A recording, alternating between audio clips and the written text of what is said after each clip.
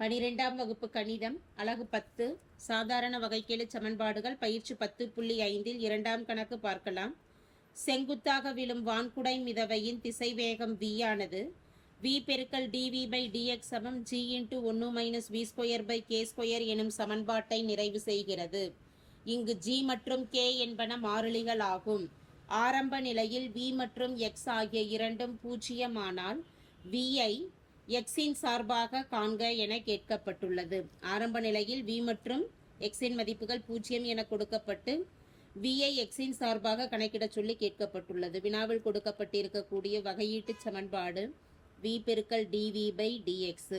வகையீட்டை cancel பண்ணுறதுக்காக தொகைப்படுத்தணும். அப்படி தொகைப்படுத்துவதற்காக v மற்றும் x ஆகிய இரண்டு உறுப்புகளையும் இருபுறமும் மாற்றி அமைச்சுக்கலாம்.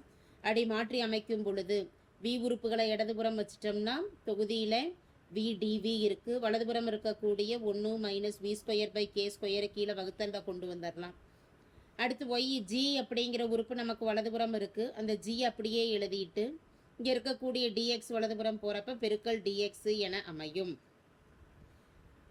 இடதுபுறம் இருக்கக்கூடிய மதிப்பிற்கு பதிலாக 1 - v²/k² அப்படிங்கிறதோட வகையீட்டு மதிப்பு தொகுதியில் இருந்ததுன்னா இதை மடக்கையை வச்சு log of 1 - v²/k² எழுதலாம். இதில் -1/k²ங்கிறது மாறிலி. v² வகைப்படுத்தும் பொழுது மதிப்பு 2vன்னு வரும். முன்னாடி மைனஸ் இருக்கிறதுனால -2v. அப்போ -2/k² வரும். -2v/k². எனவே தொகுதி மதிப்பு என்ன செய்யலாம்னா -2/k² இருபுறமும் பெருக்கிக்கலாம். அப்படி பெருக்கும் பொழுது -2/k² பெருக்க கிடைக்கும் மதிப்பானது -2/2v/k² × dv வலதுபுற மதிப்பு 1 - v²/k². இதே போல் வலதுபுறம் பெருக்கும் பொழுது ஏற்கனவே ஜிங்கிற ஒரு எண் இருக்கு. -2g/k² × dx. தொகைப்படுத்தலாம் சமன்பாட்டை. தொகைப்படுத்தும் பொழுது தொகையீடு -2g/k² மாறிலிங்கிறனால வெளியில் எடுத்துடலாம். இடதுபுற மதிப்பு log of 1 - v²/k² எழுதிடலாம். வலதுபுற மதிப்பில் -2g/k². dx தொகைப்படுத்திட்டோம்னா மதிப்பு x + c. இதை சமன்பாடு 1ன்னு அமைக்கலாம். சமன்பாடு 1. ஆரம்ப நிலையில் v மற்றும் x இன் மதிப்புகளை இதில் பிரதியிட்டு v ஐ x இன் சார்பாக எழுதலாம்.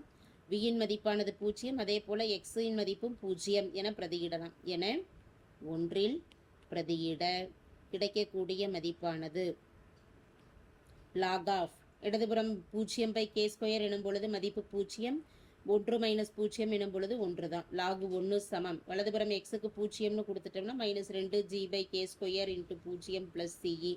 எனவே c = என்னன்னு இருக்குன்னா log 1 என அமையும். log 1ன் மதிப்பும் 0. எனவே c இன் மதிப்பு 0 ஆகும். நம்ம இங்கே தொகையிட்டு வச்சிருக்கக்கூடிய சமன்பாட்டை 1ன்னு குறிப்பிட்டிருக்கிறோம். அந்த முதல் சமன்பாட்டில் c இன் மதிப்பை பிரதியிடலாம். c = 0 என 1ல் பிரதியிட கிடைக்கக்கூடிய மதிப்பானது log of 1 - v²/k². வலதுபுற மதிப்பு -2g/k²x + c இன் மதிப்பு 0.